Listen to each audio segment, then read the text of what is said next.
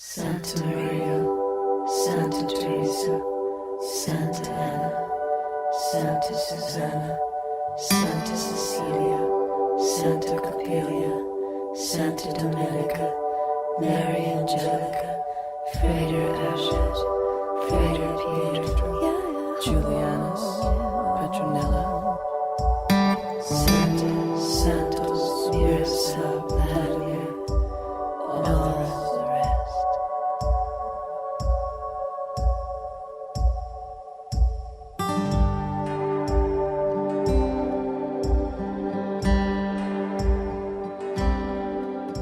Well, the food bank was founded in 1981 on a very simple concept that if we could capture the waste in the community, we would be able to put it back into the community and relieve hunger. When the food bank was first founded, we were distributing about 36,000 pounds a month, and today we distribute over 1.8 million pounds a month. Of course, not only has hunger changed in our community, but it's changed across the country. Last year we had 49 million Americans that were seeking emergency food assistance, of which 17 million are children. This recent economic crisis that our entire country has experienced, I think, has brought into view for us all that silent struggle that so much of our community faces, and that is hunger. We've seen people that never thought they would be in a position to need food assistance. So what's changed is that the person who might need food assistance today is sitting next to you in church, maybe, or at your synagogue. They're sitting next to your child in school. It's someone that you might know. The more involved I got, the more that I saw the need, not just, in the community, but in my backyard. As the owner of a small business, I have employees who sometimes are struggling themselves. And it was shocking to me that, wow, here I think I have this business and I'm paying these people a fair wage, but they still can't make ends meet. And the money was so small when I got the money. And when I paid the bills, sometimes I have like $9, $11 left over, and that couldn't even pay bus fare.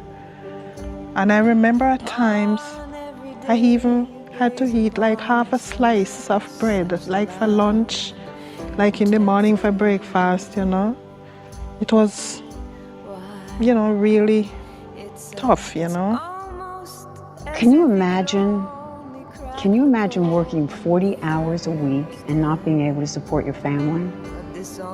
Not having enough money to be able to provide food for your children, milk for your baby?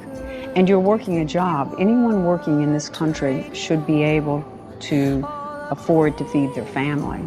And to have the fact that somebody's having to give you something that you used to buy for yourself is very humbling. And they're so grateful to us that we're willing to give them without looking down on them because of the position they find themselves in. I have a lot of pride and dignity within myself because I'm used to working.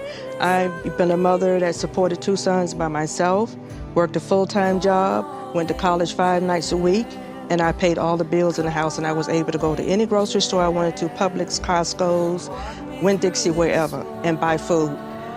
When people think of homeless people or hungry people, they usually get this picture of drug addicts or drunks, and that's not the case.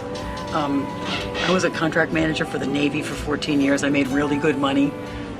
And due to a back injury and due to having kids and being a single mom, sometimes there's things out of your control, and there are good people that need help out there. And the food bank is great for that.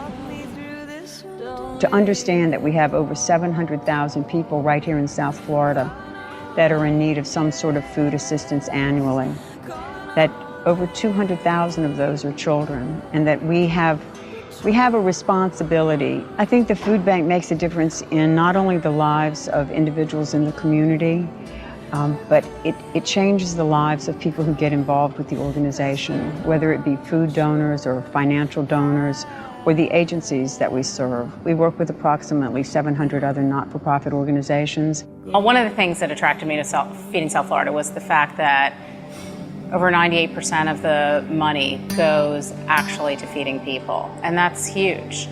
And as a board member, that's something that really inspires me and makes me want to do more, because I know that there's so little waste. The network of agencies that we work with serves children, we serve the elderly, we serve the mentally and physically challenged.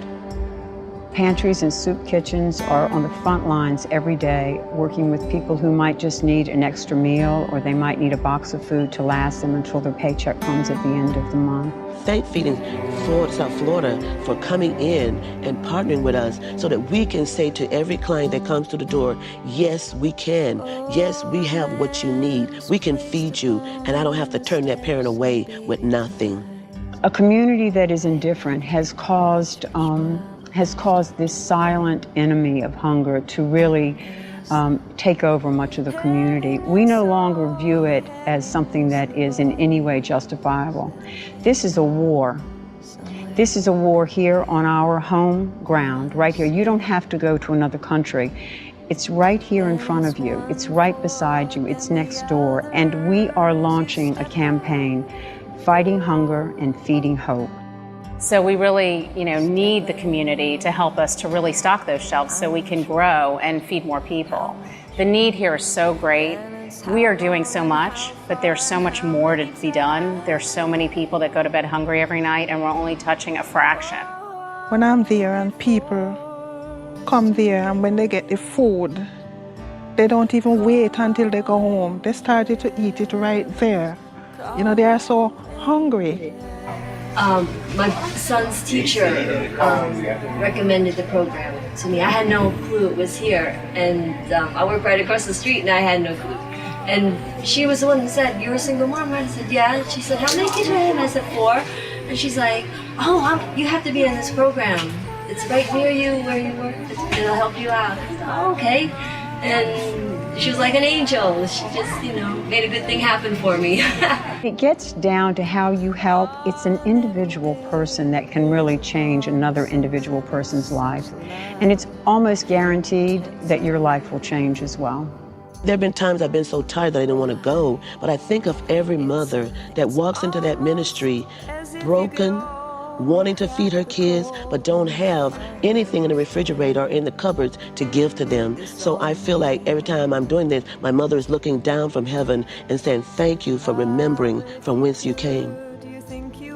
It's something that I feel compelled to do now. Now it's not just something that I want to do, it's something I feel like I have to do. That it's something bigger than all of us. I think when you have that experience, that you come to understand that the thing you are is so powerful that you can help another person, it changes your life. Tell them to please donate as much food as you can, as much money as you can, and your time, volunteers, and just continue to do what they're doing. It's a blessing. It is truly, truly a blessing. So I thank God. I just, you all just continue what you're doing. Just continue to give. Even if I'm not going to eat anything, and I open up the refrigerator, and when I look at the stuff in there, stuff that I couldn't buy, and I have to say thank God. Every time I say those people who donate the food, I always pray, ask God to give them a special blessing, because I know it has been a special blessing for me to be a part of that program.